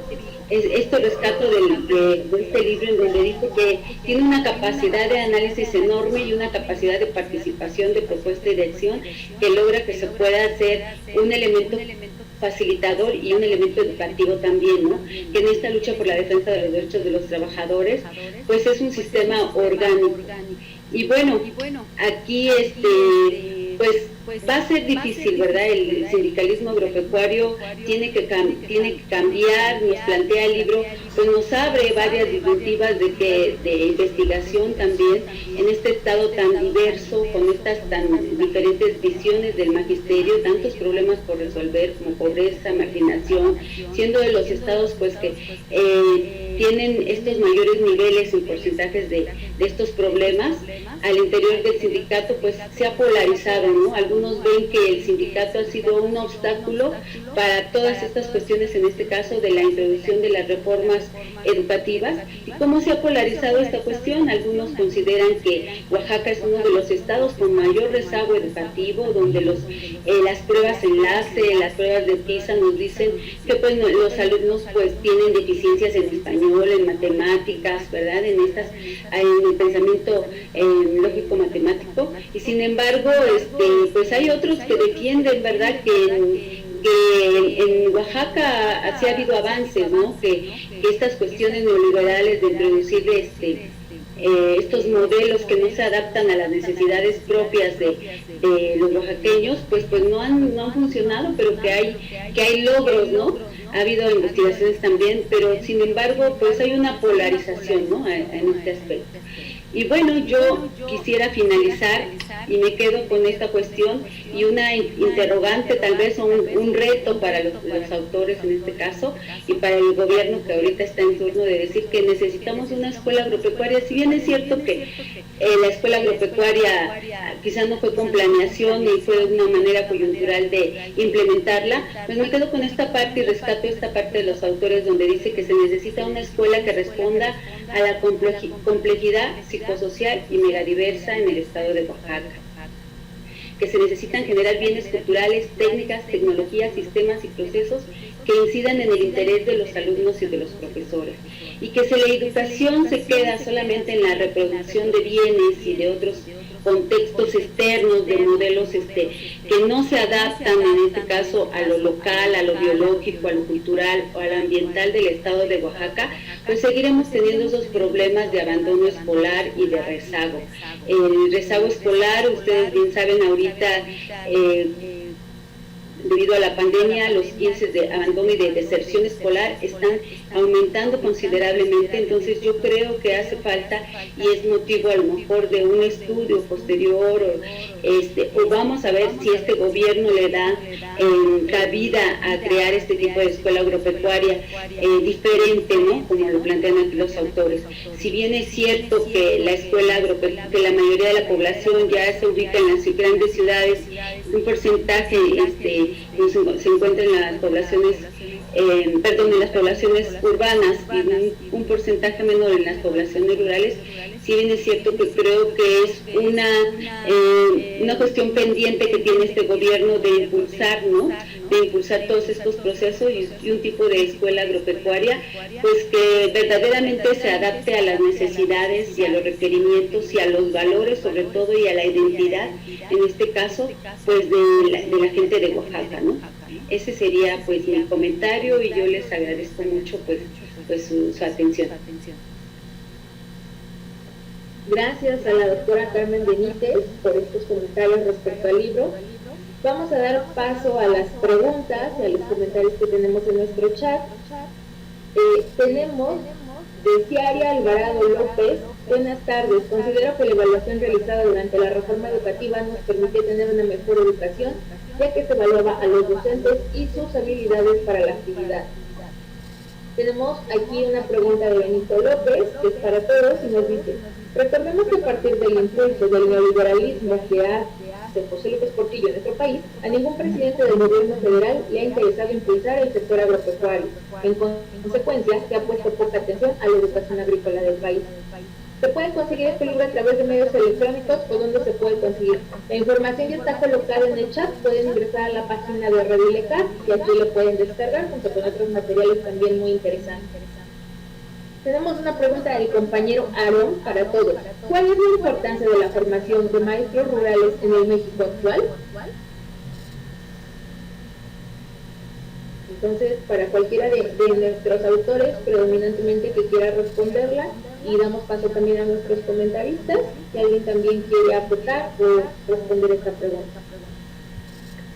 Bueno, la importancia de la formación de los maestros rurales en la actualidad creo que sigue siendo muy importante, porque como yo les daba los datos de la composición poblacional en este México de hoy, estamos hablando de 22% de la población que vive en el medio rural.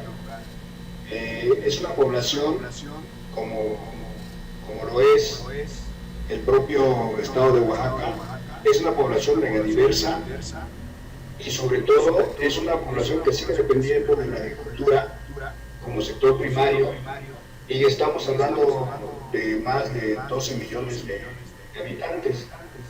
Entonces, la importancia de la formación de los maestros rurales tiene que tener muy en cuenta estas características y sobre todo buscar o recuperar lo más valioso de la enseñanza de los pueblos originarios, lo más valioso de esta relación que mantiene la sociedad con la naturaleza. Y estaríamos hablando de dos aspectos importantes en el futuro, ¿no? Ahí tanto Ezequiel como otro compañero comentarista nos recomendaban, bueno, hay que pensar en términos de planeación prospectiva, cómo estaríamos en el 2010, en el 2030, perdón. Yo creo que lo que tengamos en 10 años, tenemos que empezarlo ya, reorientarlo desde ahora. Nuestro país está viviendo un cambio de régimen y por lo tanto este cambio de régimen tiene que llevar a un cambio estructural. Un cambio de régimen es la diferenciación que se tiene en el modelo económico, político, social comparado con el anterior. Ahora se habla mucho de cambio de régimen, de orientación hacia un estado de bienestar social, es decir, dar prioridad primero a los sectores más vulnerables, que justamente son los indígenas, son los sectores que viven en el medio rural. Sin duda también lo hay en las ciudades, pero en el medio rural es más visto, es más la población que está en esta condición de vulnerabilidad. Entonces, el cambio de régimen tiene que orientarse hacia un cambio estructural. Cuando digo cambio estructural, tienen que cambiar las estructuras que dan vida, que dan formación a una sociedad determinada. Y de esas estructuras, además del cambio en la constitución política de los Estados Unidos mexicanos que se está haciendo actualmente, es el cambio en el sistema educativo. El sistema educativo es una de las estructuras más poderosas, ¿sí?, que si se logra cambiar tendría repercusiones muy importantes para este sector. Ese cambio estructural sin duda tiene que ver con las leyes, con los reglamentos, con el cuidado, la mesura desde los gobiernos. Esa estructura de los gobiernos, tanto el federal como los gobiernos estatales y sobre todo los gobiernos municipales, es una estructura muy importante que pensar en un cambio hacia mejorar las condiciones de este sector vulnerable sería muy importante. Ese es el primer aspecto que si a 10 años se logra este cambio, se logra avanzar en esta orientación, la otra parte tiene que ser también importante y tiene que ver con las críticas que se hacen, por ejemplo, a las ideologías de las personalidades o la ideología de las poblaciones de distintas regiones, en este caso estamos hablando de Oaxaca, ¿sí?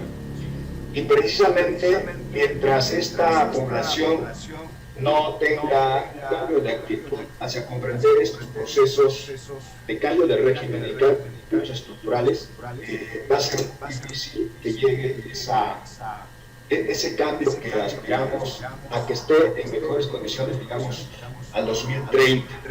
Una proyección prospectiva a un periodo de 10 años, en este caso que recomienda, tiene que haber cambio de actitud, un cambio de pensamiento de las personalidades más importantes.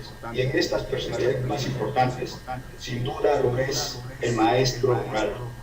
El maestro rural tiene que tener muy claro cómo se van a hacer estos cambios. Y para ello se tiene que empezar precisamente desde la formación inicial de los profesores, es decir, con los chicos que están llegando a las escuelas rurales a formarse como profesores para el primer nivel. Si sus profesores y el plan de estudio está orientado hacia este cambio de régimen y este cambio estructural, sin duda vamos a tener mejores resultados al 2030. Entonces, sigue siendo muy importante la formación del maestro rural. Ahora, siempre ya lo vimos históricamente, cómo se fue deformando, cómo se fue deformando con el partidismo, sindical, etcétera, etcétera. Pero estamos en un cambio de régimen, hacia un cambio estructural y también hacia un cambio de la personalidad de nosotros. Es decir, una cuestión que pensemos diferentes, realmente queremos una educación de calidad. Entonces, yo creo que es muy importante la formación de los profesores de las escuelas normales rurales, sigue siendo muy importante y será en el futuro muy importante este tipo de transformaciones que tienen que darse. Gracias. Gracias, doctor Liverio. Vamos a dar pie. Hay una respuesta también de la doctora aquí en el chat. Entonces, vamos a darle también oportunidad a otras preguntas para que quien está justamente preguntando pueda también leer el chat. Vamos a dar pie a otra pregunta de la doctora Rocío Triano. ¿Qué opinión tienen sobre el sistema CONAFE en atención a la educación rural en México? Desde mi punto de vista, es solo un sistema compensatorio. Hay instructores que son muy comprometidos, pero desafortunadamente algunos otros solo cuentan con estudios de secundaria. Entonces, aquí la doctora Rocío nos pide su opinión sobre el CONAFE.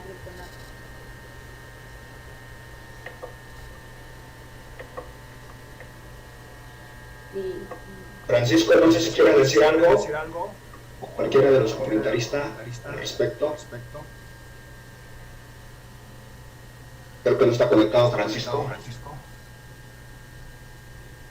Bueno, en cuanto al sistema CONAFE, al subsistema CONAFE, tiene también una larga tradición y sobre todo son de los maestros que atienden a las comunidades donde no llega incluso el sistema educativo oficial. CONAFE es una organización civil que sí tiene presupuesto gubernamental y ayuda sobre todo a las comunidades indígenas.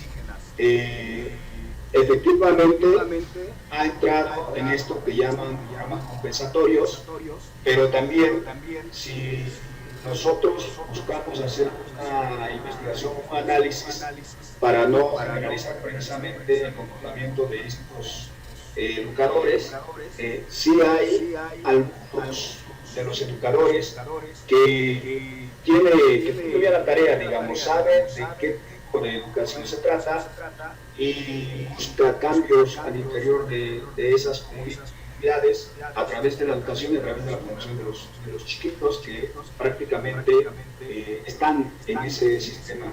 CONAFE ha tenido una larga trayectoria y no tiene, digamos, buenos sueldos. Sus educadores son raquíticos sueldos, pero incluso hay algo importante, como en muchos casos también de los maestros rurales, que la comunidad les apoya en la alimentación, en la vivienda, y hay una reciprocidad y un compromiso mutuo para el bienestar de la comunidad. Yo creo que el tipo de enseñanza, el tipo de educación que promueve esta organización es una de las más adecuadas y que ha mostrado eficacia en donde está llegando en las comunidades. Eso sería, gracias. Gracias, doctor Liverio.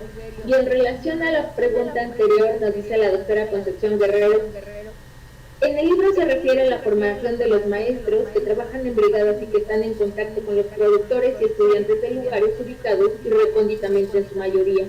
Las personas contratadas actualmente no tienen capacitación previa como antaño, lo que los pone en desventaja para realizar su trabajo sin herramientas que los capaciten para realizar su trabajo en las brigadas.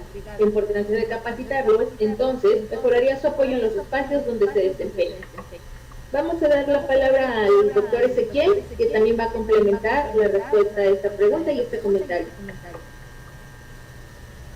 Muy muchas gracias, doctora Shell. Bueno, yo creo que es una pregunta muy interesante, precisamente por el entorno actual en el que estamos viviendo. Sí, estamos ante una pandemia que no sabemos cuándo va a terminar. Sí sabemos cómo inició, pero desafortunadamente ha estado fuera de control y sigue todavía en algunos países del mundo. Entonces, la formación de maestros rurales tendría que responder precisamente a los nuevos desafíos, tanto locales, regionales, nacionales, incluso pues estamos relacionados con el ámbito internacional también. La política económica, la política social, educativa, está cambiando, y el COVID vino precisamente a revolucionar el modelo educativo. Los que estamos frente a grupos, nos estamos enfrentando a una nueva realidad que a lo mejor la veíamos venir en 5 o 10 años, pero el COVID nos adelantó, nos mandó al futuro 10 años, y pues estamos aquí ahora conectados a las 7:46 de la noche, bastantes alumnos, profesores, en una videoconferencia, ¿no? Que antes pues no se utilizaba muy seguido. Entonces, la revisión de los planes de estudio, es muy importante, porque a lo mejor estos planes de estudio ya no están respondiendo a los nuevos desafíos. A lo mejor funcionó en su momento, en los años 80, 90, incluso en el 2000, esta modificación a la política educativa tal vez tampoco ha funcionado. Habría que hacer una evaluación incluso de política educativa para ver el resultado. Y también, por supuesto, integrar las nuevas tecnologías en el modelo educativo. Ahora estoy realizando un proyecto de un alumno que está trabajando en la sierra de Guerrero, y pues se enfrentan, ¿no? Que los profesores no tienen los medios, no tienen la tecnología.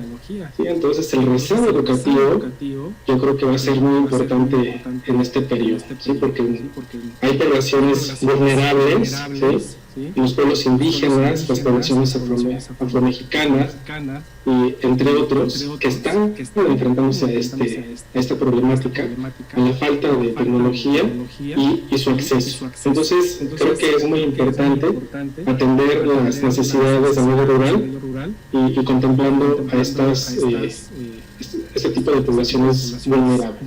Entonces, yo creo que se tendría que hacer un replanteamiento del modelo educativo, de este modelo de la escuela agropecuaria, y precisamente de los que van a estar interactuando pues con los objetivos, ¿no? Que serían a lo mejor otros alumnos, a lo mejor en el sector agropecuario, ¿no? O incluso a nivel posgrado. Entonces creo que es muy importante esta temática, y pues aquí hay muchos especialistas, ¿no? Eso es todo, maestro. Gracias, doctor Ezequiel. Pues estamos ya un poco atorados en el tiempo, porque todo lo bueno que empieza también tiene que acabar. Esta es nuestra última sesión de la presentación de los libros. Y pues bueno, gracias por esta tarde exquisita, hablando de la politización de la educación en México y cómo emergen nuestras identidades.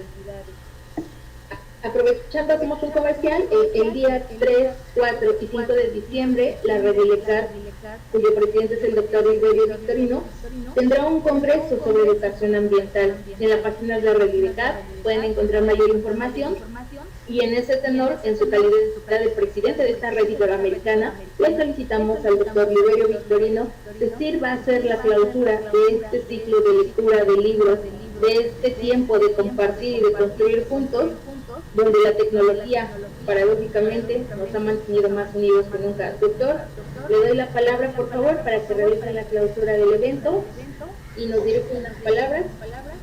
Bueno, quisiera cerrar estos comentarios. He visto en el chat muchos comentarios muy importantes, sobre todo la gente que nos toleró estas 5 presentaciones. Todo el mes de octubre tuvimos los viernes a las 6 presentaciones y yo creo que nos llevamos una tarea muy importante. Lo que acaba de mencionar el doctor Ezequiel Arvizu, yo en otros conversatorios o en otras conferencias lo he planteado de manera muy importante para todo el sistema educativo, ¿no? Aquí nos centramos en la educación rural, agropecuaria, pero yo creo que es en todo tipo de educación, también la educación no rural, la educación urbana, si le quieren llamar, la industrial, etc. Es muy importante que todos los docentes analicemos el momento presente. El COVID-19 vino a hacer un parteaguas en la educación en México. Como todos los docentes sabemos que los profesores nos orientamos por un instrumento llamado plan de estudio, que es un compendio donde hay una serie de asignaturas, objetivos generales, objetivos particulares, específicos, y que todos, cada quien en su área, tiene que cumplir con su programa del curso. Pero en esta ocasión es muy importante considerar lo que señala Boaventura de Sousa, que dice que precisamente el COVID-19 es un pedagogo que nos enseña cosas, que nos está diciendo cuál es el contexto que tenemos que considerar con esta pandemia, las medidas sanitarias, la previsión que se hace y que esto va para largo. Ese es un contexto muy importante que tiene que ver con el contexto global, con el contexto nacional, con el contexto local, porque es una serie de enseñanzas y aprendizajes que nadie puede negarse a entenderlo y a comprenderlo tan solo para sobrevivir. Entonces, ahí tenemos mucho que aprender, ¿no? Yo digo que el COVID-19 es un maestro. Justamente los maestros tienen esa capacidad de visualizar una serie de aspectos contextuales que tienen que ver con la cultura, que tienen que ver con la salud, que tienen que ver con la política, ¿sí? Más de la educación medio superior hacia arriba, ¿sí? Y por lo tanto tenemos que reflexionar sobre qué vamos a hacer con estos nuevos contenidos del plan de estudio o de entorno que se tiene que considerar. ¿Qué vamos a hacer con la nueva escuela mexicana propuesta en la reforma educativa de 2019?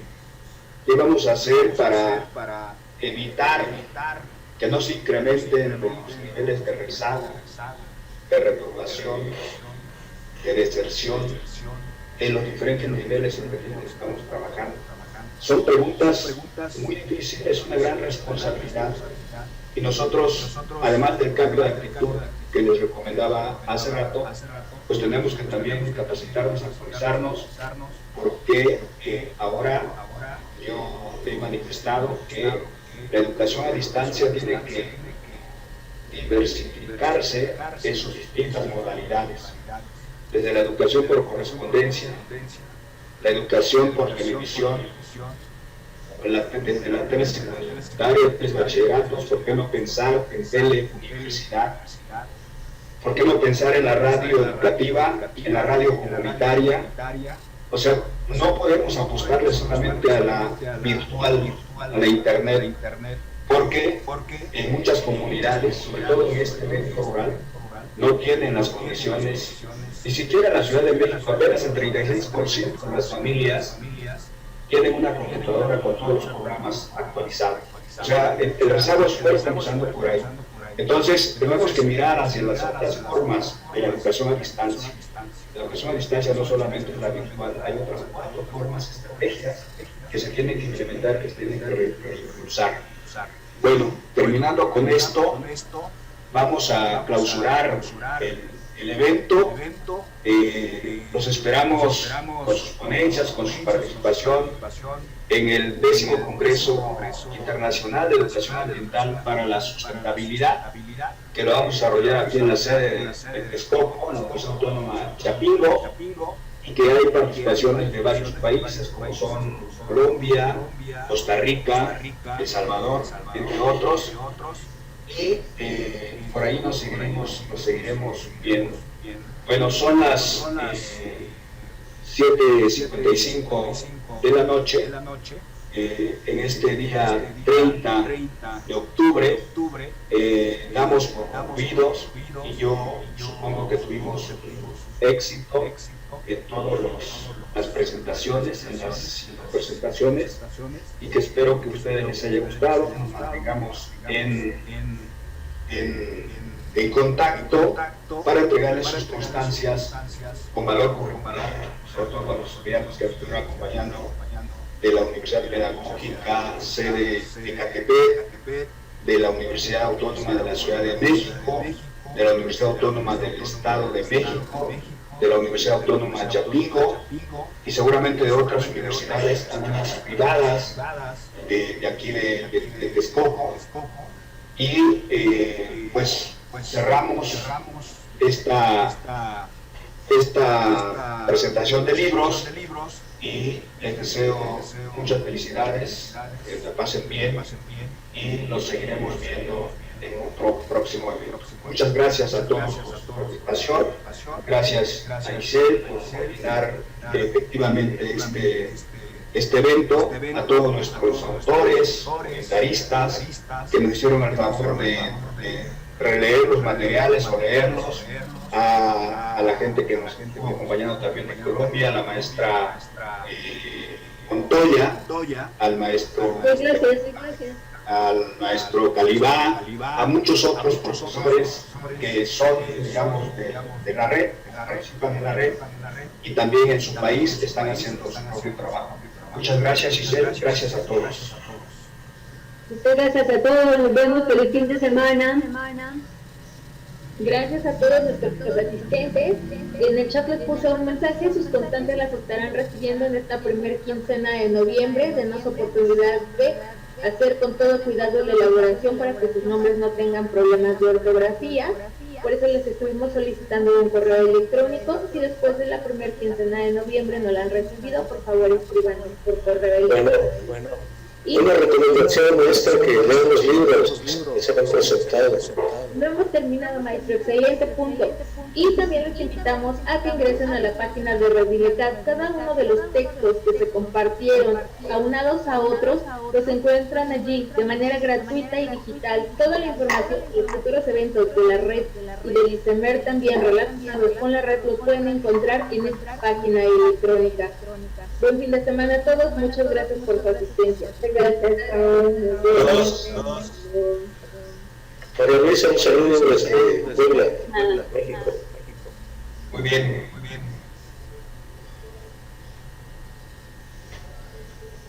Hasta luego, doctor, gracias. Hasta luego.